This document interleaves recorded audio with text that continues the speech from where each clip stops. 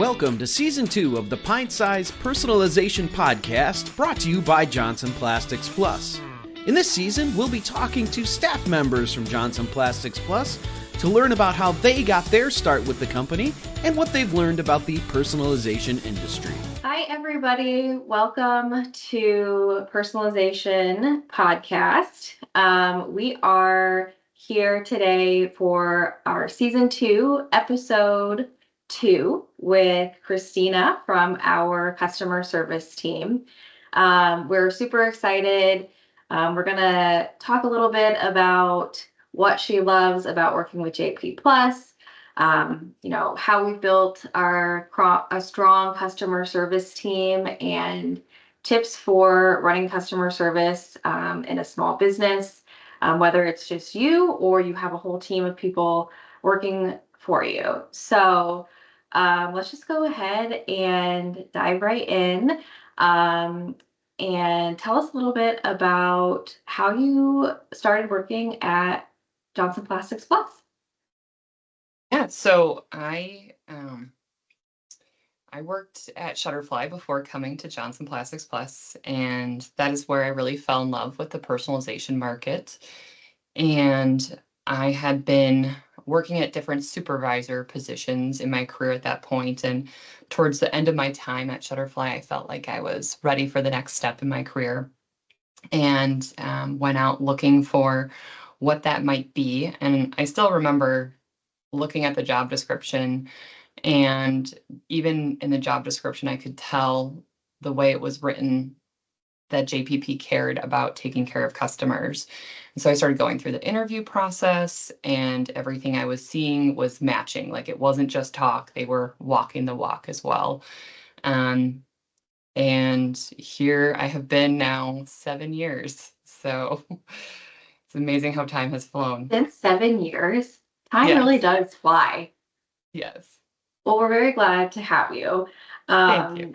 And that kind of takes me into my next question when you were talking a little bit about the job description. Can you tell us a little bit about what your role is at JP Plus? Yeah. So, I mean, the big things are hiring, training, and creating a team that's obviously going to take care of customers, resolve issues, and ultimately take care of customers in their business. So what that means on any given day really does vary, but so I manage a team we have 17 individuals across 9 different states right now, and making sure that we're appropriately staffed across all channels. So we do support, phone calls, emails, and chats, and ensuring that we're getting to our customers in a timely manner, and that they're being resolved to the standard that we've set. So that's kind of my high level answer. Obviously, there's a lot of details that go into that, but that would be my high level answer. Yeah. Awesome. Yeah. And one thing that I really appreciate is when I'm working with a company, in my personal life, and I have a question, I love that there's an option to, like you said, call, chat, or email, because sometimes you don't want to talk to somebody. Sometimes you just need a quick answer, and maybe you can't get to the phone, or you just don't want to talk to somebody on the phone that day. Yeah. But then sometimes it's really frustrating when you do want to talk to a human being and you're like, can I just get somebody on the phone? That's a So, live human. yeah. So I think that's something that I take pride in being part of the JP Plus team, is that you can, reach somebody on the phone. And do you find that a lot of customers still call in or prefer to chat, or what's the Yeah, typical way customers reach out to our customer service team? it's funny that you mention, sometimes you don't want to talk to somebody, because that's really a trend that we're seeing. With advances in technology, I think we're seeing it more and more. And I also think it's just maybe a sign of our culture. Like, we're always multitasking. Maybe you're taking care of something on your lunch break, and you can have a chat, or you can send off an email and then keep going on with your day. Often people think about, if I have to call in, how long am I going to have to sit on hold, or how long will that phone call take? So I think that's one of the things. And I also think another factor is as we see new consumers of a younger generation coming into the market, that is their culture. They frequently did not pick up the phone and to talk to people. They sent chats and texts. So we're seeing that a lot more. So I would say, to answer your question, it used to be phone was primary. It was the big amount of interactions that my team would handle. And now it's really email or chat together. Those are the bigger combination, which is it's interesting to see and shift. Yeah, that is interesting. So, and I think you made a really good point too, because a lot of our customers are running, businesses for themselves, and whether they're doing that, like you said, part-time and they're on their lunch break at their full-time job, or they're running a shop and they're helping their customers, they might not have time, like you said, to stay on the phone with somebody. So I think having that chat option, um, is huge. And I'm glad that we're helping customers kind of chat in and make it work for their day. Um, so kind of along that line, are there any common questions you'd like to maybe chat about that can help our customers um, with their shopping experience? Like, for example, do you see a question that comes in a lot that maybe we could do a better job of explaining how something works on the website, or just a common question that you guys see a lot on the customer service side? Yeah, I think when I think about the customer's shopping experience, we as a company, we're always looking for ways that we can improve and make us an easier vendor to do business with. That's something that we talk about a lot internally. I know we just made some changes to our website, and we tried to simplify the top navigation to just make it simpler to find things, and we reorganized how things are found by the technology, which I think that's the number one question. Our customers generally reach out to find a product or get product information. And so hopefully with those changes, it'll be easier to find what they're looking for. And I think another thing that we hear, they might not be aware, is when you're actually on a product landing page, we have the logos or icons that if they hover over it will tell them like what technology that product is good for. So that's another great thing that I think not everybody maybe knows about. But those are some recent changes. It's interesting because they all just went live a little bit ago, and some of those changes came directly from our customers' feedback. And so with that, one of the things I think we do really well here at JPP is we really value and try to collect our customers' feedback. So in my world in customer service, anytime a customer has completed an interaction, whether it be a phone call, email, or chat, they will get a survey sent to them after the fact. And they certainly don't need to complete it, but it is an opportunity to provide real-time feedback. So if they do complete it, the CSR gets that notification right away, so they know how they did on that interaction. If it's positive, everybody loves to get a kudos or recognition. But also on the flip side, if it's something that still needs to be addressed, we want to know about it so we can take care of it and not leave that outstanding issue unresolved for a customer. So that's one way that we collect feedback. But Jackie, I know you yourself, you just launched another way for our customers to give us feedback.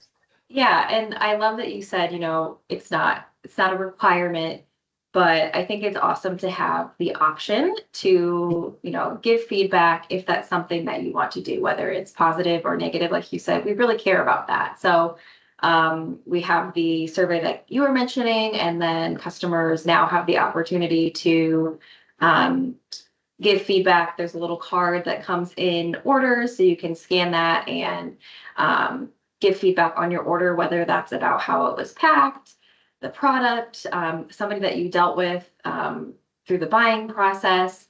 And then we do, if you give us feedback, we like to reward that feedback. So if they complete that, it's called our Customer Connections program. Our customers get a little JP Plus bucks reward for that. And that's been really awesome. I'm very happy that we have been getting a lot of positive feedback. And I think that speaks to the great job that you're doing, Christina, with your team, and just how we work together with all of the departments that touch an order Yeah. before it goes out. Because I think that's something too, that I noticed when I was, starting my journey with Johnson Plastics Plus is everybody really works together and understands that it takes every department to get that order out to our customers. It's not just customer service, it's not just sales, it's not just the warehouse. Everybody has a part in that. And all of that really is customer service when you think about it. Yeah, absolutely. No, and I love that we're getting it's more of a whole customer journey feedback at the close of when they're getting their product. And that's in addition to, I know we also get feedback on our website. So there's 3 different ways we can get that feedback. To me, I think if a customer's taking time out of their day to, even if they're just giving us a rating, like that's noteworthy and we need to take notice of that. I always encourage my team when I say, if a customer leaves comments as well, they took time out of their day to complete a survey, but they left comments. And that tells me you really left an impression with them, speaking when it's a positive one. Mhm. That is so encouraging for them to realize that they have that, impact on somebody's day and interaction with JPP. And on the flip side, I think as a leadership team, we also take a look at what is the root cause of things that are causing dissatisfaction to make sure we're aware of it. And that's what any, I think, customer service individual out there should be listening to, because if a customer takes the time to give you feedback on what you're not doing well, that's an opportunity for you to take it internally and say, okay, what can we do to improve this? Because obviously, we've left somebody dissatisfied and we want to turn it around for that customer, but as well as any future customers. So, Yeah. And I think that's a great kind of segue into my next question for you is what advice, or do you have any advice for somebody who is maybe just getting started running their business and running customer service for that business? Because I know, especially in small businesses, we have a lot of yeah. customers who are running their business and they're every department, including customer service. So, do you have any advice for running customer service, dealing with a customer who maybe is upset, or on the flip side of that, how to handle a customer who's really happy with um, the service? Any advice or best practices? I think if anyone who's listening and they're running customer service themselves,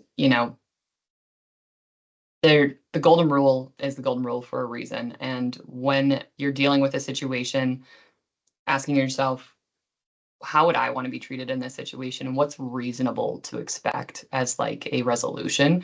Um, if you are hiring somebody, the biggest thing is find people that actually want to help people, and not someone that's just looking to earn an income, um, or whatever else it might be. Finding the right people that want to help people. In customer service, we do take calls throughout the entire day. My team might take 20 to 25 calls a day on top of the emails or the chats that they're handling. And that can be, not a job for everybody. And so I think if you find someone that wants to truly help and cares about people, they're going to do your company, tenfold as far as someone off the street who's just looking for an income. Um, as far as dealing with upset customers, I think the first thing would be to just remember, as human beings, we are emotional beings. Um, and that means everything that we interpret first goes through the emotional or the limbic part of our brain. So if you have a customer who is upset, the first step that you must take is to recognize and understand the feelings of that customer. And often we just say, empathize with that customer. So acknowledging their feelings and letting them know, I would feel that same way if I was in that situation. And then moving into solving the problem. What are you like partnering with that customer? How are we going to help overcome whatever that issue might be? Generally, once a customer feels like their feelings have been acknowledged and they understand that you're on their side, they might have calmed down or cooled down. If they came in and they were, rather upset, they will have calmed down and cooled down to the point that you can actually start getting information from them to resolve that issue. And the one thing I would say is it's a great opportunity to make a loyal customer. if a customer calls and they're upset, if you as a business owner, you can turn it around and get them, like, correct that situation, studies show that that customer will have a higher loyalty to you than a customer who's ordered from you and never had anything go wrong.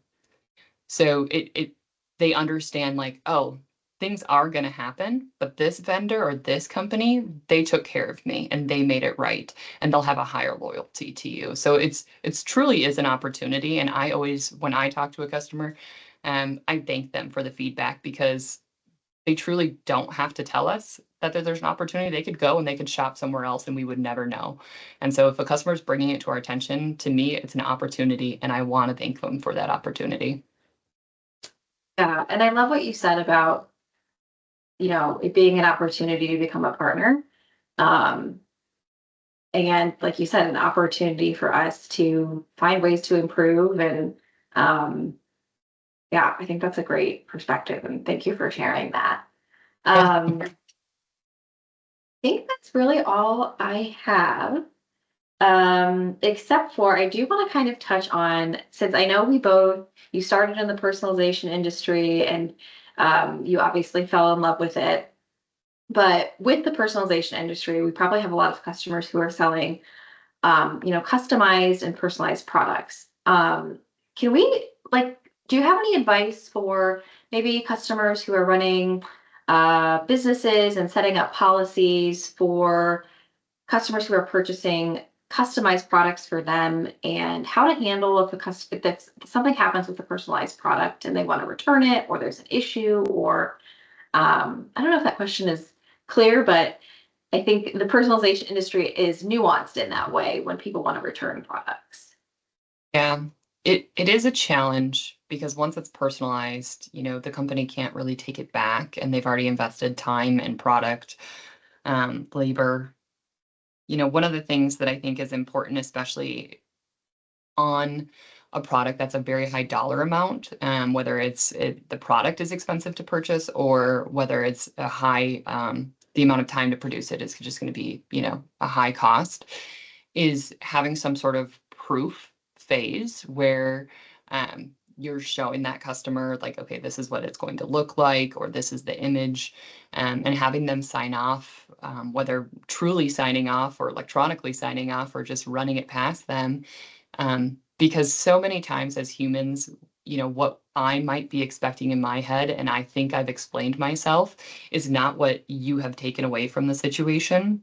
Mm. And so I think that's one way business owners can protect themselves, is if they have like a proofing phase. What that might look like would really depend on each customer. Other than that, I think, again, trying to remember, if you can create loyal customers, I truly believe in my heart that if you have a loyal customer following, then you take care of those customers, that you will continue to grow and be successful. So at the end of the day, if you have someone who's unsatisfied, can you come to a reasonable agreement on, what that might look like, to get them a product that they're ultimately happy with, that would, have them going on their way, happy with your company and continuing to be a loyal customer. I love that. Well, I really appreciate you taking time out of your day, helping our customers to chat with me a little bit about what you do. And just, can you give our listeners just a reminder of, if anybody does have a question or a concern, Yes. how they can reach customer service Yes. at Johnson Plastics Plus? Yes, so you can always reach us by phone. Our phone number is 1-800-869-7800. Our email address is service@jpplus.com. And we also have the chat icon on our website. Wherever you are, you can click and open a chat and speak with a live representative. We do have a bot that asks you some standard questions, but then it goes on and you get a live CSR. So we're here, ready to take your calls and your inquiries, and happy to help. Thanks so much, Christina. Thanks. Thanks to my friend Christina for joining us today on Staff Chats and talking about customer service and how to implement a culture of customer service in your personalization business. You've been listening to Season 2 of the Personalization Podcast, Staff Chats, brought to you by Johnson Plastics Plus. Remember to like and subscribe to this podcast wherever you get your podcasts.